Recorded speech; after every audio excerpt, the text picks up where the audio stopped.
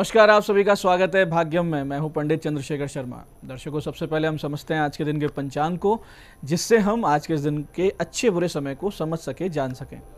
आज दिनांक है 13 अप्रैल सन 2024, विक्रम संवत 2081 चल रहा है। चैत्र मास है, शुक्ल पक्ष है, बसंत ऋतु है, तिथि आज की पंचमी है और आज का वार है शनिवार। आज के नक्षत्र की बात करें तो मृगशिरा नक्षत्र पूरे दिन और पूरे रात्रि रहेगा। योग शोभन है और योग की दृष्टि से बहुत ही सुंदर दिन है, इसका पूरा आप सदुपयोग कीजिए। करण बालव है, दोपहर 12:06 तक आगे कौलव करण रहेगा। सूर्योदय का समय दर्शकों सुबह 6:04 का था और सूर्यास्त का समय शाम 6:50 का है।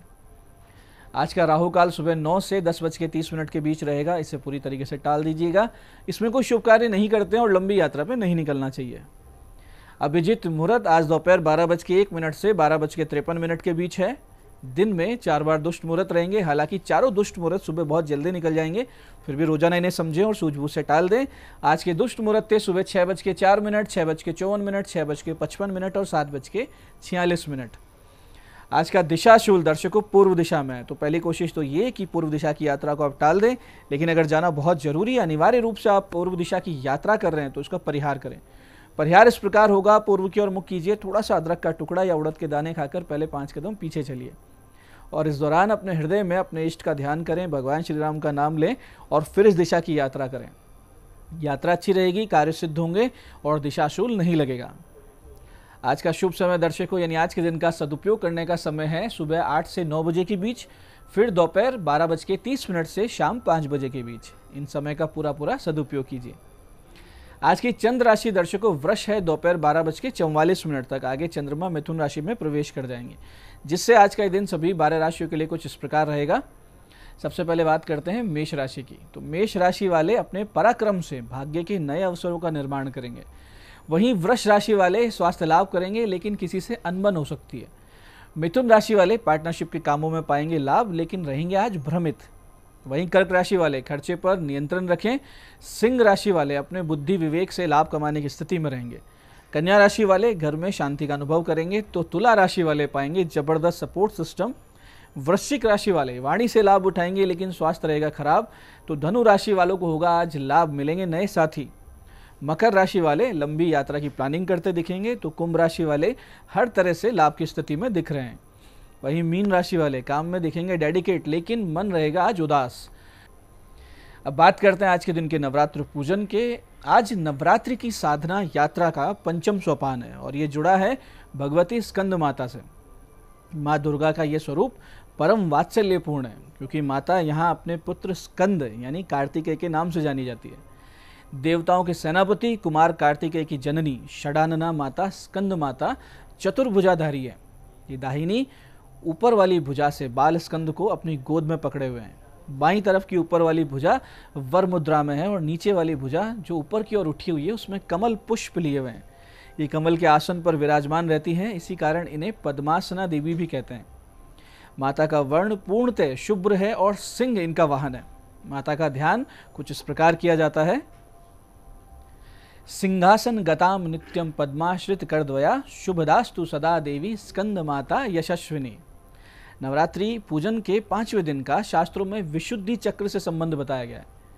इस चक्र में अवस्थित मन वाले साधक की समस्त बाह्य क्रियाओं और चित्त वृत्तियों का लोप हो जाता है। ये विशुद्ध चैतन्य स्वरूप की ओर अग्रसर हो रहा होता है। उसकी वाणी में दिव्यता और भाव में शुद्धता परिलक्षित होने लगती है। आपने बहुत बार ये देखा होगा कि साधु संतों की वाणी का बहुत ही विशेष प्रभाव हुआ करता है। उनका बहुत ही साधारण सा वाक्य भी हमारे अवचेतन में अकाट्य आज्ञा की तरह छप जाता है। ऐसा उनके विशुद्धि चक्र के जागृत होने की वजह से होता है। तो जो गायन से जुड़े लोग हैं या जिन्हें भाषण देने होते हैं, पब्लिक स्पीकिंग करनी होती है, सेल्स मार्केटिंग के जो लोग हैं या शिक्षक जो हैं, उनको भगवती के स्वरूप का विशेष पूजन भजन करना चाहिए। विशुद्धि चक्र यानी कंठ चक्र में देवी का ध्यान से साधकों का जो मन है वो बंधनों से मुक्त होकर भगवतीमय होने लगता है। उचित ये होगा कि ऐसे समय में साधक अपनी समस्त चित्त वृत्तियों को एकाग्र रखते हुए साधना के मार्ग पे पथ पर आगे बढ़े। सूर्य मंडल की अधिष्ठात्री देवी होने के कारण इनका जो उपासक है वो अलौकिक तेज और कांति से संपन्न हो जाता है। एक अलौकिक प्रभामंडल अदृश्य भाव से सदैव साधक के चतुर्दिक परिव्याप्त रहता है। ये प्रभामंडल साधना जगत में और संसारिक जगत में भी, व्यवहार में भी दिखने लगता है। दर्शकों, नव औषधियों में माता का अधिकार अलसी पे हुआ करता है, इसलिए अलसी को प्रसाद के स्वरूप में सेवन करना आप शुरू कर सकते हैं। वात पित्त कफ को नियंत्रित रख के आपके बल और स्वास्थ्य को उत्तम कर देती है औषधि। और माता स्कंद माता की शक्ति, रक्षण, ममत्व दोनों इस औषधि में विद्यमान है। ये औषधि आपकी देह की रक्षा भी करती है और पोषण भी करती है। भगवती स्कंद माता की पूजा से पहले आप कलश देवता और भगवान श्री गणेश जी का पूजन करें।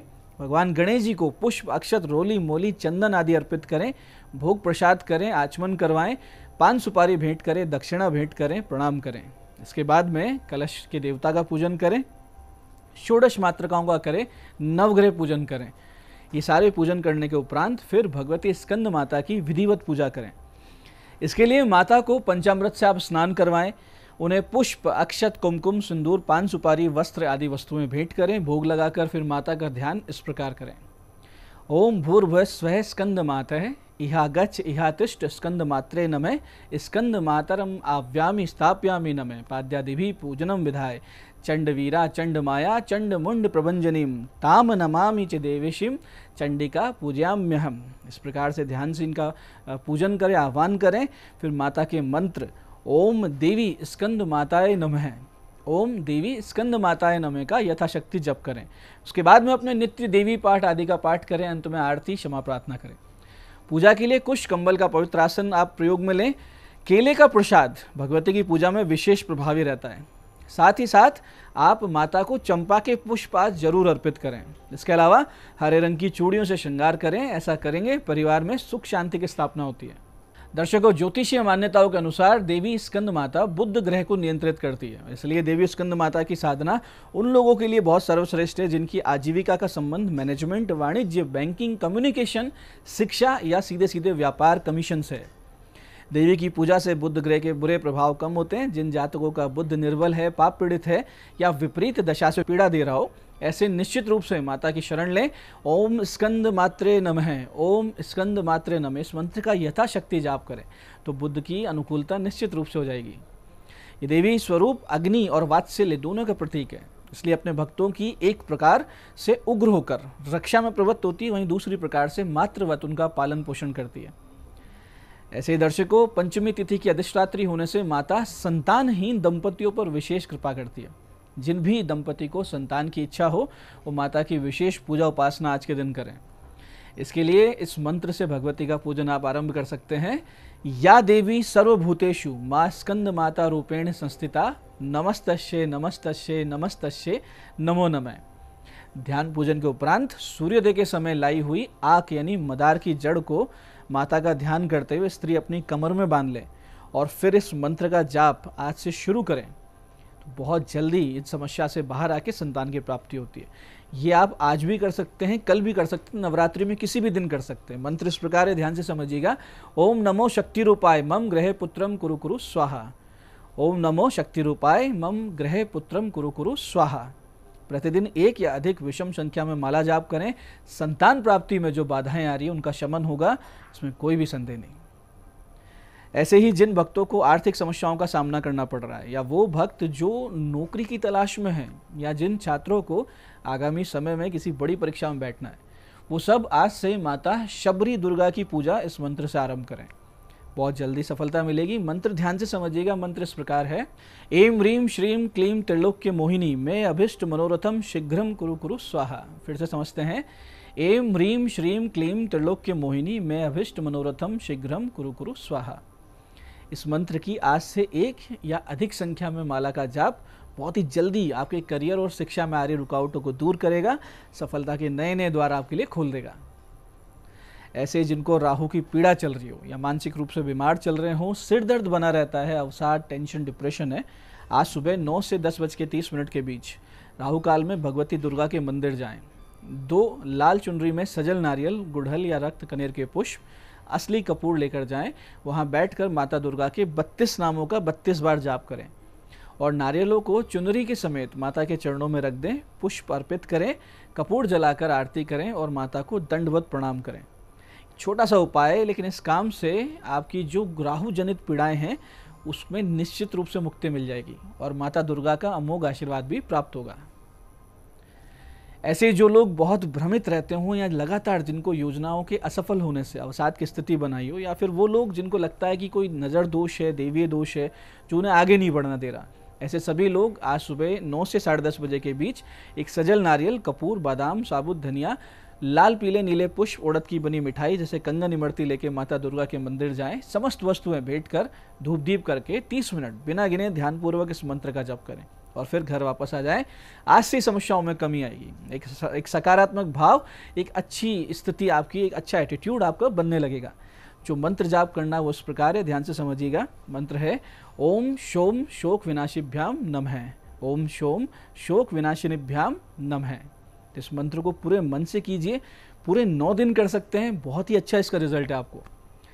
इसी प्रकार से बहुत ज़्यादा अगर परेशानियां बनी हुई हैं सभी पक्षों में, जहां से भी कोई आप कोशिश करते हैं, आपको कहीं ना कहीं से कोई समस्या पहले मिलती है, धन पक्ष कमज़ोर हो गया है, मान सम्मान समाप्त हो रहा है, घर में अशांति है और जीवन की आस भी समाप्त होने लगी है, स्वास्थ्य खराब चल रहा है, तब ऐसी स्थिति में माता दुर्गा के अति दिव्य गोपनीय स्वरूप शरणागत शांति दुर्गा का आपको पूजन करना चाहिए, पूरी तरीके से भगवती के शरण होकर। इस उपाय में आप भगवती के मंदिर जाकर सजल नारियल, चुनरी, 5 प्रकार के फल, 5 प्रकार के मिष्ठान अर्पित करें, 5 कन्याओं को भोजन और मिठाई भेंट करें और भगवती को अपनी समस्या कहकर आशीर्वाद की कामना से इस मंत्र का जाप नित्य आधा घंटा करना शुरू कर दीजिए।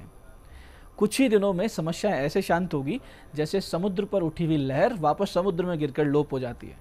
तो जो मंत्र जाप करना वो इस प्रकार है, ध्यान से समझिएगा। छोटा सा मंत्र है लेकिन बहुत सटीक कार्य करता है। मंत्र है दुर्गा देवीम शरणमहम प्रपद्ये। दुर्गा देवीम शरणमहम प्रपद्ये। 30 मिनट का जाप करें। इसके अलावा दिन भर भी मानसिक जप करते रहें, नवरात्र में विशेष फल मिलेगा। तो निश्चित रूप से कीजिए, बहुत आनंद की प्राप्ति होगी। पूरे विधि विधान से भगवती की पूजा करें, ये सारे उपाय करें तो निश्चित रूप से आपको आनंद आएगा। तो दर्शकों, ये था आज का पूजन विधान, आज के दिन का महात्म्य, कथा और विशेष उपाय। इन सब के अंत में एक छोटी सी बात ध्यान रखें कि जो भी पूजा पाठ स्तोत्र आदि कर रहे हैं उसके अंत में कहें ओम यदक्षरम परिभ्रष्टम मात्राहीनम च यद भवेत क्षम्यताम देवी प्रसीद परमेश्वरी, और फिर भगवती को दंडवत प्रणाम करके अपनी छोटी छोटी जो त्रुटियां हैं उसके लिए क्षमा मांगे। इस प्रकार से विधि विधान से आप सब जगदम्बा के परम वात्सल्यपूर्ण स्वरूप स्कंद माता का पूजन करें और जगत जननी माता आप सबको भी अपने पुत्र स्कंद के समान अनन्य प्रेम से परिपूर्ण कर दें। इस मंगल कामना के साथ आज के लिए इस विषय पे इतना ही। भगवती आप सबका कल्याण करे। जय आदिशक्ति।